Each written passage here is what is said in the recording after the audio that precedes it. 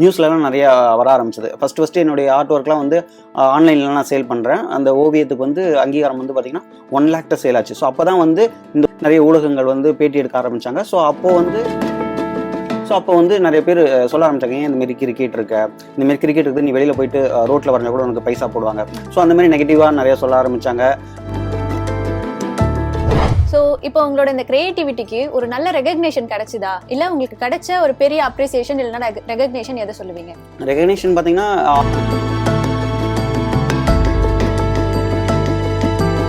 நிறைய சோஷியல் மீடியாவில் ஓவியத்தை எப்படி வரையலாம், எப்படி ரியலிஸ்டிக்காக வரையலாம் அப்படின்னு என்னுடைய தேடல் ஆரம்பிச்சது. ஸோ அப்போது பென்சில் ட்ராயிங் எப்படி ரியலிஸ்டிக்காக வரைகிறதுன்னு கற்றுக்கிட்டேன். அதுக்கப்புறமா கலர் பென்சிலில் எப்படி ரியலிஸ்டிக்காக வரைகிறது, பெயிண்டிங்கில் எப்படி ரியலிஸ்டிக்காக பண்ணுறது. ஸோ அதுமாரி ஸ்டெப் பை ஸ்டெப்பாக இதுமாரி என்னோட தேடுதல் வந்து, ஏன்னா சின்ன வயசில் எல்லாருமே நம்ம வந்து ஒரு பூத கண்ணாடி வச்சு பேப்பரை எரிய வச்சு விளாண்டுருப்போம் கரெக்டாக. ஸோ அது வந்து ஒரு ஓவியமாக அவர் படைக்கும்போது ஏன் நமக்கு இதெல்லாம் தோணலை அப்படின்னு ஒரு எண்ணம் தான் இருந்தது. ஏன் நம்ம இதை ட்ரை பண்ணக்கூடாது? ஏன்னா ஸோ நீங்கள் உங்களுக்கு ஈஸியாக இருந்த ஆர்ட் எது, நீங்கள் ரொம்ப கஷ்டப்பட்டு வரைஞ்ச ஆர்ட் எது? ஈஸியாக இருந்த ஆர்ட்னு பார்த்தீங்கன்னா கண்டிப்பாக இதுக்கான வருங்காலத்தில் வந்து பார்த்தீங்கன்னா இதுக்கான வரவேற்பு நிறையா இருக்குது. அது நம்ம இந்தியாவில் அங்கீகாரம் பெற்றா இன்னும் நல்லாயிருக்கும் நான் எதிர்பார்க்குறேன். ஃப்ரண்ட் நேயர்களுக்கு வணக்கம். ஓவியம் அப்படிங்கிறது ஒரு கலை. சாதாரண விஷயத்தை கூட ஒரு ஓவியர் நினைச்சார்னா ரொம்ப அழகான விஷயமா காட்ட முடியும்.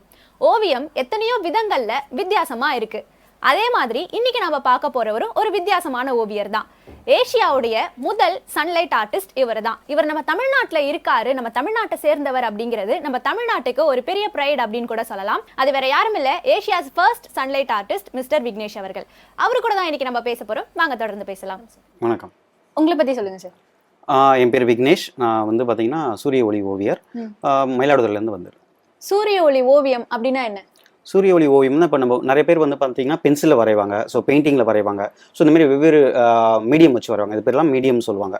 ஸோ அவங்க வந்து ஒவ்வொரு மீடியத்தை வச்சு யூஸ் பண்ணி வரையும்போது இது வந்து சூரிய ஒளியை வச்சு நான் பயன்படுத்தி வரைகிறதுனால இது சூரிய ஒளி ஓவியம் சொல்லுவாங்க. இது வேர்ல்டு வைட் பார்த்தீங்கன்னா ஒரு 4-5 பேர் பண்ணிட்டு இருக்காங்க. இப்போ ஏஷியாவில் ஃபர்ஸ்ட் நான் ஸ்டார்ட் பண்ணேன். ஸோ இப்போ நிறைய பேர் பார்த்து பண்ணிட்டு இருக்காங்க. உங்களோட இந்த சூரிய ஒளி ஓவியம் அந்த ஜர்னி எப்படி ஸ்டார்ட் ஆச்சு? சூரிய ஒளி ஓவியம் வந்து நான் படித்ததுல வந்து பார்த்தீங்கன்னா டிப்ளமோ எலக்ட்ரிக்கல் எலக்ட்ரானிக்ஸ் தான். எனக்கும் இந்த ஓவியத்துக்கும் சம்மந்தமே கிடையாது. படித்தது ஒர்க் பண்ணது எல்லாமே சென்னை தான். ஸோ அம்மா வந்து 2014 இறந்துட்டாங்க. ஸோ அதுக்கப்புறமா நேட்டிவ் பிளேஸ் அங்கே மயிலாடுதுறை போயிட்டேன். ஸோ மயிலாடுதுறையில் பார்த்தீங்கன்னா எனக்கு நான் படித்த ஒர்க்குக்கான எதுவுமே கிடைக்கல. ஸோ இங்கேயும் அப்படி தான் இருந்தது. ஸோ வெவ்வேறு வேலைகள் தான் பார்த்துருந்தேன். ஸோ அப்போ வந்து பார்த்தீங்கன்னா லாஸ்ட்டாக இங்கே நெட்வொர்க் இன்ஜினியராக இருந்தாலும் அங்கே போயிட்டு ஒரு கேபிள் டிவி கனெக்ஷன்ஸ்க்கு வீட்டுக்கு கேபிள் கனெக்ஷன் கொடுக்குறது, இன்டர்நெட் கனெக்ஷன் கொடுக்குறது. ஸோ அந்தமாரி ஒர்க் தான் பார்த்துருந்தேன். ஸோ அப்போ வந்து பார்த்திங்கன்னா எனக்கு ஒரு பேக் பெயின் இஷ்யூ மாதிரி வந்துருச்சு. ஸோ 1 மந்த் பெட் ரெஸ்ட் எடுக்கிற மாதிரி ஆகிடுச்சு. ஸோ அந்த டைமில் வந்து என் மனசில் வந்து நிறைய நெகட்டிவ் தாட்ஸ் வர ஆரம்பிச்சது. ஏன் நம்ம இப்படி இருக்கோம்? ஏன்னா அம்மா இறந்ததுக்கப்புறமா நேட்டிவ் பிளேஸ் அங்கே போயிட்டு பெரியம்மா வீட்டில் தான் இருந்தேன். ஸோ நம்ம இன்னொருத்தவங்க வீட்டில் இருக்கோம், இன்னொருத்தவங்களுக்கு வந்து ஒரு பாரத்தை கொடுத்து இதுவாக இருக்கும், நமக்கு இதுமாதிரி உடம்பு நிறையும் சரியில்லை, கரெக்டான நமக்கான ஜாபும் கிடைக்கல அப்படின்ற மாதிரி நிறைய நெகட்டிவ் தாட்ஸ் மைண்டில் ஓடிட்டு இருந்தது. ஸோ அப்போ வந்து பார்த்திங்கன்னா என்னுடைய மாமா பொண்ணு ஆர்த்தி, ஸோ அவங்க தான் வந்து என்ன சொன்னாங்க, என்னை மோட்டிவேட் பண்ணாங்க. ஏன் நீங்கள் இப்படி இருக்கீங்க? ஸோ நடந்ததெல்லாம் நடந்துருச்சு. ஸோ இதுக்கப்புறம் வந்து பார்த்திங்கன்னா உங்களுடைய இந்தமாரி நெகட்டிவாக யோசிக்காமல் வேறு ஏதாவது ஒரு கோணத்தில் யோசித்து உங்களுடைய இது மைண்டை ரிலாக்ஸ் பண்ணுங்கள் அப்படின்னாங்க. ஸோ அப்போ நம்ம என்ன பண்ணலாம் அப்படின்னும்போது பெட் ரெஸ்ட்லேயே தான் இருக்கும், நம்ம வேறு எதுவும் ஒர்க் பண்ண முடியாது, எதுவும் பண்ண முடியாது. ஸோ அப்போ வந்து பார்த்திங்கன்னா மொபைலில் ரொம்ப அடிக்ட் ஆகிற மாதிரி இருந்தது. கேம் விளாட்றதா இருக்கட்டும், அதுவும் கொஞ்சம் நேரம் தான், ரொம்ப நேரம் நம்ம அதிலேயே இருக்கும்போது ஒரு மாதிரி இதுவாகிடும். ஸோ அப்போது என்ன பண்ணலான்னு பார்க்கும்போது சின்ன வயசில் வரைவேன். ஸோ அப்போ வரையலாமேன்னு சொல்லிட்டு முதல்ல எங்கள் மாமா பொண்ணு அவங்கள தான் வரைஞ்சி அவங்களுக்கு அனுப்பிச்சி விட்டேன். ஸோ அப்போ அதை பார்த்துட்டு அவங்க நல்லா இருக்குது அப்படின்னு சொல்லிட்டு அப்ரிஷியேஷன் பண்ணாங்க. ஸோ அப்போது எனக்கு வந்து அந்த அப்ரிஷியேஷன் கேட்கும்போது ஓகே நம்ம ஏதோ சாதித்த மாதிரி ஒரு ஃபீல் அப்போவே. ஓகே நம்ம இது தொடர்ந்து பண்ணுவோம்னு சொல்லிட்டு அவங்கள்ட்ட அப்ரிஷியேஷன் வாங்குறதுக்காகவே தொடர்ந்து வரைய ஆரம்பித்தேன். வெவ்வேறு விதமான ஓவியங்கள், ஒரு ஜஸ்ட் ஒரு ஆப்ஜெக்டாக இருக்கட்டும். ஸோ அதுமாரி நிறைய வரைய ஆரம்பித்தேன். பென்சிலில் நிறைய வரைய ஆரம்பிக்கும் போது அது எப்படி நான் இம்ப்ரூவ் பண்ணலாம் அப்படின்னு தேடும்போது தான் வந்து பார்த்திங்கன்னா யூடியூப், இன்ஸ்டாகிராம் அந்த மாதிரி நிறைய சோஷியல் மீடியாவில் ஓவியத்தை எப்படி வரையலாம், எப்படி ரியலிஸ்டிக்காக வரையலாம் அப்படின்னு என்னுடைய தேடல் ஆரம்பிச்சது. ஸோ அப்போது பென்சில் ட்ராயிங் எப்படி ரியலிஸ்டிக்காக வரைகிறதுன்னு கற்றுக்கிட்டேன். அதுக்கப்புறமா கலர் பென்சிலில் எப்படி ரியலிஸ்டிக்காக வரைகிறது, பெயிண்டிங்கில் எப்படி ரியலிஸ்டிக்காக பண்ணுறது. ஸோ அதுமாரி ஸ்டெப் பை ஸ்டெப்பாக இதுமாரி என்னோட தேடுதல் வந்து இன்னும் வேறு விதமான ஓவியங்கள்லாம் வரையலாம் அப்படின்னு தேடல் தான் என்னை வந்து மினியேச்சர், ஸ்கல்ப்சர், பென்சில் முனை சிற்பம் செய்வாங்க. ஸோ அந்த மாதிரி எல்லா விதமான ஆர்ட்டையும் நான் கற்றுக்க ஆரம்பித்தேன். அப்போது 2019 டிசம்பர் அப்போது வந்து பார்த்திங்கன்னா இன்ஸ்டாகிராமில் ஒரு ஓவிய முறையை பார்க்குறேன். அவர் வந்து கலிஃபோர்னியாவில் இருக்கிற ஓவியர். அவர் பேர் வந்து மைக்கேல் பாப்பாடாக்கிஸ். ஸோ அவர் வந்து பார்த்தீங்கன்னா சூரிய ஒளி வச்சு வரைஞ்சிருந்தார். எனக்கு பார்க்கும்போது ரொம்ப ஆச்சரியமா இருந்தது. ஏன்னா சின்ன வயசில் எல்லாருமே நம்ம வந்து ஒரு பூத கண்ணாடி வச்சு பேப்பரை எரிய வச்சு விளாண்டுருப்போம் கரெக்டாக. ஸோ அது வந்து ஒரு ஓவியமாக அவர் படைக்கும்போது ஏன் நமக்கு இதெல்லாம் தோணலை அப்படின்னு ஒரு ஒரு எண்ணம் தான் இருந்தது. ஏன் நம்ம இதை ட்ரை பண்ணக்கூடாது, ஏன்னா இந்தியாவில் தமிழ்நாட்டில் இருக்கோம், இங்கே நம்ம ட்ரை பண்ணி பார்க்கலாமேன்னு சொல்லிட்டு ஒரு விளையாட்டை ஸ்டார்ட் பண்ணது தான்.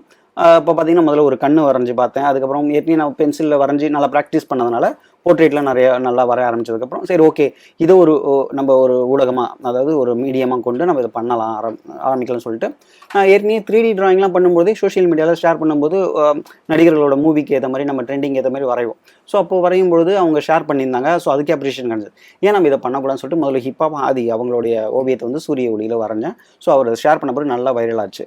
ஸோ அப்போ தான் எனக்கு தோணுச்சு ஓகே ஒவ்வொரு ஆர்டிஸ்ட்டும் ஒவ்வொரு முறையை கையாளுறாங்க. ஸோ நம்ம இதுவே நம்மளுடைய முறையாக இருக்கட்டும்னு சொல்லிட்டு சூரிய ஒளி ஓவியத்தில் அப்போவே நான் ப்ராக்டிஸ் பண்ண ஆரம்பித்தேன். இப்போ அதுலேருந்து இது வரையும் வந்து ப்ராக்டிஸ் பண்ணி இப்போ இந்த அளவுக்கு ஒரு ரீச் கிடச்சி போயிட்டுருக்கு. இந்த சன்லைட் ஆர்டிஸ்ட் வரைகிறதையே நீங்கள் ஒரு ஜேர்னியா இப்போ உங்களுடைய ஒரு என்ன சொல்றது உங்களோட கெரியரா நீங்க இப்போ டிசைட் பண்ணிருக்கீங்க. சோ இதனால நீங்க ஃபேஸ் பண்ண ஸ்ட்ரகிள்ஸ் என்னென்ன?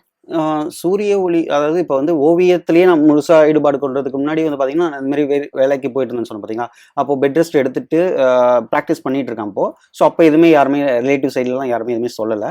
அதுக்கப்புறமா சரியானது பிறகு நான் அதிலே உட்காந்து தொடர்ந்து ஓவியத்தில் வரைஞ்சிட்டு இருக்கும்போது அப்போ சூரிய ஒளி ஓவியம்லாம் ஸ்டார்ட் பண்ணேன். நார்மல் பேசிக் பென்சில் ட்ராயிங் தான் அப்போயே பண்ணிட்டு இருந்தேன்.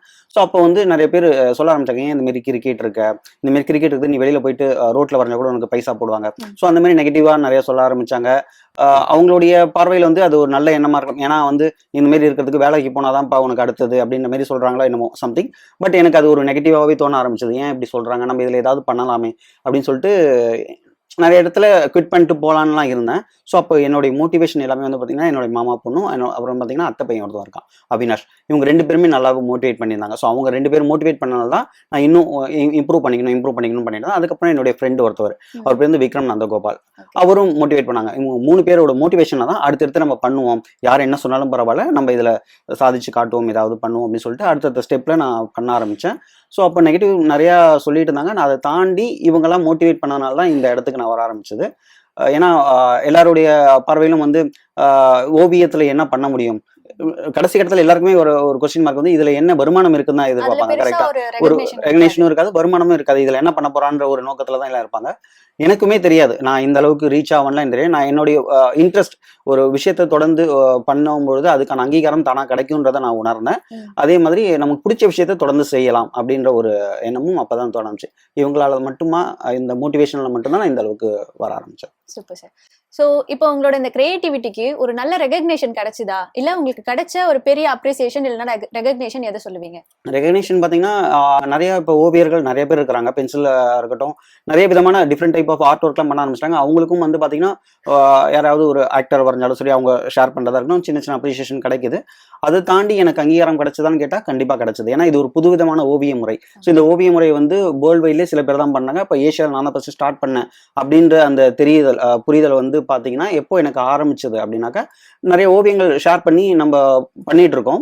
ஸோ எல்லா ஒரு கிரியேட்டரோட ஒரு ஆம்பிஷன் எப்படி இருக்கும், நமக்கு இது ஒரு அங்கீகாரம் கிடைக்கணும் அப்படின்ற ஒரு தேடல் தான் இருக்கும். அப்போ நம்ம என்ன பண்ணால் நமக்கு அங்கீகாரம் கிடைக்கும் அப்படின்னு தேடும்பொழுது ட்ரெண்டிங்காக இருக்கிறது பண்ணணும் அப்படின்னு சொல்லிட்டு பண்ண ஆரம்பிச்சது தான்.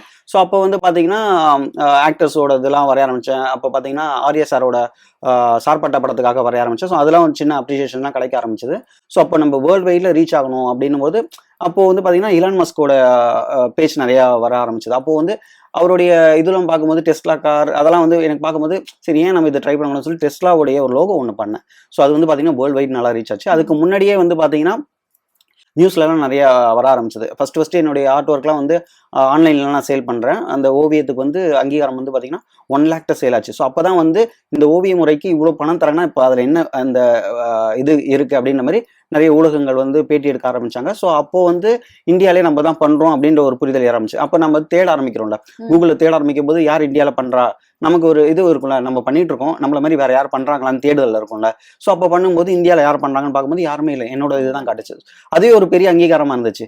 ஸோ அதுக்கப்புறமா நம்ம தொடர்ந்து பண்ணும்போது டெஸ்லா லோகோ வரைஞ்சேன். அது வேர்ல்டு வைட் நல்லா ரீச் ஆச்சு. பிபிசி நியூஸ்லேருந்து எல்லாமே நல்லா ரீச் ஆக ஆரம்பிச்சது. ஸோ அப்போ வந்து பார்த்தீங்கன்னா வேர்ல்டு வைட்ல ஓகே 4-5 பேர் பண்றாங்க. அப்போ ஏஷியாவில் யார் பண்றாங்க, நம்ம காண்டினென்ட்ல யார் பண்ணாங்கன்னு தேடல் ஆரம்பிக்கும் போது அப்போ நான் தான் அப்படின்ற ஒரு அங்கீகாரம் கிடைக்கும்போது ரொம்ப சந்தோஷமா இருந்தது. ஏன்னா ஒரு சின்ன அங்கீகாரம் கிடைக்குமா அப்படின்ற ஒரு தேடல் இருந்தது. ஏன்னா என்னுடைய எண்ணம் எப்படி இருந்ததுன்னா, சரி ஓகே எல்லாரும் வந்து மணி மைண்டடா பாக்குறாங்க. ஸோ இந்த ஓவியத்துறையில் என்னதான் பண்ண முடியும், ஓகே என்னால் சாதிக்க முடியும். எப்படி சாதிக்க முடியும் நான் நினைச்சிருந்தேன்னா, ஒரு ஓவியம் வரையறோம், நல்லா வரைய ஆரம்பிச்சிட்டோம். ஸோ இதை வந்து கன்வெர்ட் பண்ணி ஒரு ஸ்கூல்ல போயிட்டு ஒரு டீச்சராவோ ஓவிய ஆசிரியராவோ ஏதாவது சேர்ந்தாக்க நமக்கு ஒரு இன்கம் கிடைக்கும். அந்த தாட்டில் தான் நான் போயிட்டு இருக்கேன். எனக்கு இந்த அளவுக்கு அங்கீகாரம் வரும்னு எண்ணம்லாம் கிடையவே கிடையாது. ஸோ இந்த மாதிரி ஒரு அங்கீகாரம் வரும்போது எனக்குள்ள நிறைய பொறுப்புகள் வர ஆரம்பிக்குது. ஓகே நமக்கு வந்து இந்த அளவுக்கு ரீச் பண்ணிட்டோம், வேர்ல்டு வைட்ல ஏஷியா லெவலில் நம்ம தான் பண்றோம் அப்படின்னு வர ஆரம்பிச்சு. ஸோ இந்த ஓவியத்துறையில இந்த ஓவியத்தை இன்னும் நம்ம பெருசாக ஆக்கணும். அப்போ என்ன பண்ணலாம் அப்படின்னு பார்க்கும்போது நிறைய பேருக்கு சொல்லி கொடுக்கலாம் அப்படின்ற ஒரு எண்ணம்லாம் வந்தது. ஸோ இப்படிதான் என்னுடைய ஜேர்னி வந்து தொடர்ந்து வந்துட்டு இருந்தது. Super sir. இப்போ நீங்க ஃபர்ஸ்ட் வரைஞ்ச ஓவியம் எது? அந்த 1 lakhக்கு சேல் ஆச்சுன்னு சொன்னீங்கல்ல, அந்த ஓவியம் எது? ஃபர்ஸ்ட் சன்லைட் ஆர்ட் பண்ணது ஒரு போர்ட்ரேட்டா பண்ணது ஹிப்ஹாப் தமிழா அது அவங்களோட தான். அதுக்கப்புறமா வந்து ப்ராக்டிஸ் தான். ஒரு சின்ன சின்ன பார்த்தீங்கன்னா ரொம்ப சின்ன பீஸில் தான் நான் வரைஞ்சி பார்த்துட்டு இருந்தேன். ஸோ அதுக்கப்புறமா எனக்கு ஃபர்ஸ்ட் ஸ்டார்டிங்கில் பண்ணும்போது கொஞ்சம் நிறைய ஸ்ட்ரகிள்ஸ் இருந்தது. அதுக்கப்புறம் போக போக கொஞ்சம் ப்ராக்டிஸ் பண்ணப்போ நல்லா வர ஆரம்பிச்சு, கொஞ்சம் பெரிய சைஸில் பண்ண ஆரம்பித்தேன். ஸோ இப்போ பெரிய சைஸில் பண்ண ஆரம்பிக்கும் போது இந்த ஓவியம் வந்து கொஞ்சம் ரீச் ஆகிட்டு இருக்கும்போது ஒரு நண்பர், அவர் பேர் வந்து சரண் கோபன் சொல்லிட்டு திருச்சியில் இருக்காரு. ஸோ அவர் வந்து என்னை அப்ரோச் பண்ணி நீங்கள் பண்ணுற முறை நல்லா இருக்குது, ஸோ இதை அந்த ஓவியத்தை வந்து நம்ம என்எஃப்டியாக சேல் பண்ணுவோம்னு சொல்லிட்டு ஆன்லைனில் கிரிப்டோ கரன்சி மூலமா அதை சேல் பண்ணுவாங்க. எப்படின்னா எப்படி நம்ம ஒரு ஆர்ட் கேலரியில் போய் வைக்கிறோமோ அது மாதிரி ஆன்லைனில் ஆர்ட் கேலரி மாதிரி கிரிப்டோ கரன்சி மூலமா பிட்டிங் பண்ணி நம்ம அந்த ஆர்ட் ஒர்க்கை சேல் பண்ணலாம். ஸோ அப்போ என்ன ஆச்சுன்னா ஒரு மூவியோட கொலாபரேஷன் பண்ணி பண்ணலாம் அப்படின்னு சொல்லிட்டு ஒரு வாய்ப்பு கிடைச்சது அவர் மூலமா. ராக்கி அப்படின்னு சொல்லிட்டு ஒரு மூவி வந்திருக்கும், வசந்த் ரவி சாரும் பாரதி ராஜா சாரும் நடிச்சிருப்பாங்க அந்த மூவி. ஸோ அந்த மூவிக்கு ஒரு கொலாபரேஷனாக தான் அந்த ஆர்ட் ஒர்க் பண்ணோம். அதில் வந்து 33 ஆர்டிஸ்ட் வந்து கலந்துக்கிட்டாங்க. அதில் 11 ஆர்டிஸ்டோட ஆர்ட் ஒர்க் தான் அங்கே செலக்ட் ஆயிடுச்சு. ஸோ அதில் என்னுடைய ஆர்ட் ஒர்க்கும் ஒன்று. ஸோ அதில் அது வந்து ஆன்லைன் நாங்கள் அந்த மூவிக்காக ப்ரொமோஷனுக்காக சேல் பண்ணுறதுக்கு ஆன்லைனில் பிட்டிங் போடுறோம். அதில் 3 ஒர்க்கு தான் சேல் ஆச்சு. அதில் என்னுடைய ஆர்ட் ஒர்க்கும் ஒன்று. என்னுடைய ஒர்க்கு A4 சைஸ் ஒர்க் மட்டுமே 1 lakhல சேல் ஆச்சு. ஸோ அப்போ தான் எனக்கு தெரிஞ்சது, ஸோ ஓகே இந்த ஆர்ட்டுக்கு இவ்வளோ வேல்யூ இருக்குது. ஏன்னா நம்ம நார்மலாக ஒரு பென்சில் ட்ராயிங்காக இருக்கட்டும், நான் ஆரம்பத்தில் நான் பென்சில் ட்ராயிங் ஒரு சேல் பண்ணும்போது கூட எல்லாரும் கஸ்டமர்ஸ்கிட்ட வந்து ஒரு 500 ஒரு 1500 அந்த மாதிரி ரேஞ்சுக்கு தான் நான் சேல் பண்ணியிருக்கேன். என்னுடைய ஓவியம் இந்த அளவுக்கு போகும் அப்படின்றது எனக்கு அந்த ஐடியாவே கிடையாது. ஸோ அப்போதான் எனக்கு தெரிய ஆரம்பிச்சு இந்த ஆர்ட்டுக்கு இவ்வளோ வேல்யூ இருக்கு. அதுக்கு முன்னாடி நான் யாரை பார்த்து கற்றுக்கணும், அவருடைய இதெல்லாம் எனக்கு தெரியும். ஸோ ஒரு பிகாசோ அப்படின்ற மாதிரிலாம் இருக்கும்போது அவரை வந்து அந்த ரேஞ்சில் இருக்கிறாரு. ஏன்னா அவருடைய ஆர்ட் ஒர்க்லாம் பார்த்தீங்கன்னா நார்மலாக ஒரு சின்ன சைஸ் ஒர்க்லாம் வந்தோம்னா $10,000 போகும். ஸோ அப்படின்னும் போது நமக்கு ஓகே நம்ம அந்த அளவுக்குலாம் வர முடியாதுன்னு நினச்சிருந்தேன். அப்போதைக்கு என்னுடைய ஆர்ட் ஒர்க் A4 சைஸ் மட்டுமே 1 lakh போகும்போது ஒரு பெரிய அங்கீகாரம் வந்தது. அதுதான் ஃபர்ஸ்ட் என்னுடைய ஆர்ட் ஒர்க் ஹை வேல்யூவில் சேல் ஆனது. ஓகே. இது வரைக்கும் நீங்க நிறைய ஆர்ட் வரைஞ்சிருக்கீங்க, சன்லைட்லயே நிறைய வரைஞ்சிருக்கீங்க, நம்ம கலைஞர் ஐயாவை வரைஞ்சிருக்கீங்க, தோனி வரைஞ்சிருக்கீங்க, விராட் கோலி வரைஞ்சிருக்கீங்க, அந்த மாதிரி மூவிஸ்க்கெல்லாமும் நிறைய வரைஞ்சு கொடுத்துருக்கீங்க. ஸோ நீங்க உங்களுக்கு ஈஸியா இருந்த ஆர்ட் எது? நீங்க ரொம்ப கஷ்டப்பட்டு வரைஞ்ச ஆர்ட் எது? ஈஸியாக இருந்த ஆர்ட்னு பார்த்தீங்கன்னா 2.5 hours முடிச்சது. நார்மலாக ஒரு A4 சைஸ் ஒர்க் மட்டும் பண்ணுறதுக்கு பார்த்தீங்கன்னா 2.5 நாள்லேருந்து 3 நாள் எடுத்துக்கும். வெயிலில் ஒரு நாள் ஃபுல்லாகவே நான் காலைல 8 மணிக்கு போனோம்னா ஈவினிங் 4 மணி வரையும் நான் உட்காந்து வரையணும். அந்த மாதிரி 2.5 நாள் நான் உட்காந்து வரைஞ்சாதான் அந்த ஒர்க்கே முடிக்க முடியும். ஆனால் 2.5 மணி நேரத்தில் ஒரே ஒரு ஒர்க் முடிச்சேன். அந்த ஒர்க் என்ன ஒர்க்னா டெஸ்லா லோகோ தான். அது வந்து ஜஸ்ட் லோகோன்றதுனால நமக்கு அதிகமான டீட்டெயில்ஸ் கொடுக்க தேவையில்லை. அதனால சீக்கிரமாக முடிச்ச ஒர்க்குன்னு பார்த்தீங்கன்னா அந்த டெஸ்லா லோகோ தான். அதிகமாக டைம் எடுத்து பண்ணதுன்னு பார்த்தீங்கன்னா ஒரு ஒர்க் இருக்குது. அது வந்து 1 month எடுத்துச்சு, A4 சைஸ் மட்டுமே. அது ஒர்க் வந்து பார்த்தீங்கன்னா இந்த ஒர்க் தான். யானையும் காளையும் வந்து ஒரு பார்த்தீங்கன்னா ஹெட்டை ஷேர் பண்ணிக்கிற மாதிரி இருக்கும். இந்த பக்கம் பார்த்தீங்கன்னா யானையும் இந்த பக்கம் காளையும் இருக்கும். ஒரு பக்கம் நம்ம மறைச்சிட்டு பார்க்கும்போது இந்த பக்கம் யானை தெரியும், இந்த பக்கம் மறைச்சு பார்க்கும்போது காளை தெரியும். இது தாராசுரத்தில், கும்பகோணத்தில் தாராசுரத்தில் உள்ள ஒரு கோவில் சிற்பம். ஸோ இது எப்படி நான் ஸ்டார்ட் பண்ண ஆரம்பிச்சேன், நம்ம நார்மலாக ஒரு போர்ட்ரேட்டை வரைஞ்சிட்டு இருக்கோம், அது மூலிமா நமக்கு ரீச் கிடைக்குது. அதை தாண்டி நம்ம ஓவியமாக ஒரு ஆர்ட்டாக நம்ம எப்படி கன்வெர்ட் பண்ணுறதுன்னு பார்க்கும்போது எனக்கு கோவில்கள் போகிற பழக்கம்லாம் இருக்குது. ஸோ அப்போ கோவிலுக்கெல்லாம் போகும்போது அங்கே உள்ள சிற்பங்கள்லாம் ரொம்ப ஆச்சரியமாக இருக்கும், எப்படி இதெல்லாம் பண்ணாங்க அப்படின்னும் போது. ஏன் நிறைய இடத்துல பார்க்கும்போது கோவில் சிற்பங்கள் அப்படியே ஒரு மாதிரி பிளர் ஆகி ஒரு மாதிரி செதஞ்சிருக்கும். ஸோ அந்த செதஞ்சு இருக்கிறத பார்க்கும்போது ஐயோ இதெல்லாம் வீணாக போகுது, இது அடுத்த தலைமுறைக்கெல்லாம் இதுக்கு யாருக்குமா தெரியுமா அப்படின்ற ஒரு எண்ணம் தோண ஆரம்பிச்சது. அப்போ நான் வந்து ஓகே இதை நம்ம ரீக்ரியேட் பண்ணுவோம், நம்மளுடைய ஓவிய முறையில் இதை ரீக்ரியேட் பண்ணலாம் அப்படின்னு சொல்லிட்டு எனக்கு பிடிச்ச ஒரு இந்த சிற்பம் இது. ஸோ அதனால நம்ம இதை பண்ணுவோம்னு சொல்லிட்டு இதை பண்ணேன். இது பார்த்தீங்கன்னா 1 month எடுத்துச்சு. கரெக்டாக இது வந்து ஒரு ரெய்னி சீசனில் ஸ்டார்ட் பண்ணிட்டேன். மற்ற இதில் இருக்கிறதோட இதில் டீட்டெயில்ஸ் பார்த்தீங்கன்னா ஒரு டாட்டாக வச்சு கிரியேட் பண்ண மாதிரி இருக்கும். இந்த பேக்ரவுண்ட்லாம் ஓகே பேக்ரவுண்ட் ஈஸியாக அடிச்சிடலாம். பட் இதில் இருக்கிற அந்த கல்லில் உள்ள அந்த எம்போஸ் எஃபெக்டை நம்ம கொண்டு வரோம்னா இந்த இல்யூஷன்ஸ்ல அந்த டாட்டா ஒவ்வொன்றுமே டாட்டா வைக்கிற மாதிரி இருக்கும். இதுக்கெல்லாம் பேக்ரவுண்ட் இருக்கிறதுலாம் பெரிய லென்ஸ் யூஸ் பண்ணிடலாம். இதுக்கெல்லாம் வந்து பார்த்தீங்கன்னா குட்டி லென்ஸ் யூஸ் பண்ணும். அந்த குட்டி லென்ஸ் வந்து அது ஹீட் அப்சர்வ் பண்ணி அந்த ஃபோக்கஸ் பாயிண்ட் அப்சர்வ் பண்ணி அதில் வைக்கிறதுக்கு பார்த்தீங்கன்னா ஒரு இது எரியறதுக்கு மட்டுமே கிட்டத்தட்ட ஒரு 5 செகண்ட்ஸ் 10 செகண்ட்ஸ்னு சொல்லுவோம். பார்த்தீங்கன்னா அந்த மாதிரி அதிகமான டைம் எடுத்துக்குது. மற்ற எதுனா பார்த்தீங்கன்னா சீக்கிரமா டக்குன்னு வச்ச வேகத்துக்கு நமக்கு பத்திக்கும். ஸோ அந்த மாதிரிலாம் இருக்கும். அது இன்னொன்று பார்த்தீங்கன்னா வெயில பொறுத்தும் மாறும் அது. ஸோ அதனால இது டைம் டிலே அதிகமாச்சு. இது மட்டும் உங்களுக்கு கஷ்டமா இருந்தது. ஓகே. சோ இப்போ நீங்க அந்த ஆர்ட் வரையும் போது சன்லைட் ஆர்ட் வரையும் போது காலையில 8 மணில இருந்து ஈவினிங் 4 மணி வரைக்கும் நிக்கணும்னு சொன்னீங்க இல்லையா? அந்த டைம்ல நீங்க ஃபேஸ் பண்ணக்கூடிய ஸ்ட்ரகிள்ஸ் என்னென்ன காம்ப்ளிகேஷன்ஸ்லாம் அந்த டைம்ல உங்களுக்கு வரும்? நான் ஆரம்பத்தில் ஸ்டார்ட் பண்ணும்போதே எனக்கு என்ன ஸ்ட்ரகிள்ஸ் இருந்ததுன்னா, நம்ம வந்து பென்சிலை வரையும் போது ஒரு உராய்வு இருக்கும்ல, அதை டச் பண்ணி ஃபீல் பண்ணி அதில் கை ரெஸ்ட் எடுத்து தான் வரையும். ஸோ அப்படின்னும் போது நமக்கு கைக்கு அந்த அளவுக்குலாம் அதுக்கே கொஞ்சம் பெயின்லாம் இருக்கும். பட் இது வந்து எப்படின்னா ஃபர்ஸ்ட் நம்ம பென்சில் அவுட்லைன் போட்டுக்கிறதா, அது ஜஸ்ட் ஒரு சின்ன ப்ராசஸ்னு வச்சுங்க. அது சின்ன ப்ராசஸ்னா அதுவே 1.5 hours நான் அவுட்லைன் மட்டுமே கிரியேட் பண்ணுறது. ரொம்ப டீட்டெயிலாக தான் அதுக்கு மேலே அதிகமாக இருக்கும். அதை தாண்டி நான் சன்லைட்டில் ஸ்டார்ட் பண்ணும்போது நம்ம மேக்னிஃபைங் கிளாஸுக்கும் நமக்கும் ஒரு டிஸ்டன்ஸ் கீப் அப் பண்ணணும். இப்போ இதுதான் ஒரு ஓவியம்னு வச்சுக்கலாம். இது வந்து ஒரு டிஸ்டன்ஸ்லேயே மெயின்டைன் பண்ணணும். அப்படின் போது என் ஷோல்டர் நான் இப்படியே வச்சிருக்கணும், இந்த ஆங்கிள் இப்படியே இருக்கணும். ஸோ இதே மெயின்டைன் பண்ணணும். அந்த ஸ்பார்க் ஒன்று எரிஞ்சு அப்படி அந்த இதை கொண்டு வரதுக்கே பார்த்தீங்கன்னா டைம் எடுத்து தான் பண்ணுற மாதிரி இருக்கும். ஸோ அப்போது எனக்கு ஷோல்டர் பெயின் அதிகமாக ஆரம்பிச்சிடும். கை நடுக்கங்கள் ஆரம்பத்தில் இருந்தது. கொஞ்சம் ப்ராக்டிஸ் பண்ணதுக்கு அப்புறம் பார்த்தீங்கன்னா ஆரம்பத்தில் ஒரு 5 நிமிஷம் பண்ணுவேன், 10 நிமிஷம் ரெஸ்ட் எடுப்பேன்.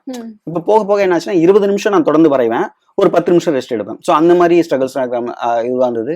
வெயில் ஆரம்பத்தில் இருக்கும்போது மயக்கமே வர ஆரம்பிச்சிடும். ரொம்ப நேரம் தொடர்ந்து வெயில் இருக்கும்போது நமக்கு நார்மலாகவே நடந்து போகும்போதே வெயிலெல்லாம் மயக்கம் வருங்களா. ஸோ அந்த மாதிரி மயக்கம் வர ஆரம்பிச்சது. ஸோ அதுக்கப்புறமா இன்டெக் நிறையா எடுக்க ஆரம்பித்தேன். தண்ணி குடிக்கிறதா இருக்கட்டும், ஸோ அந்த மாதிரி ஜூஸஸ் எடுக்கிறதா இருக்கும், அந்த மாதிரி குடிக்க ஆரம்பித்தேன்.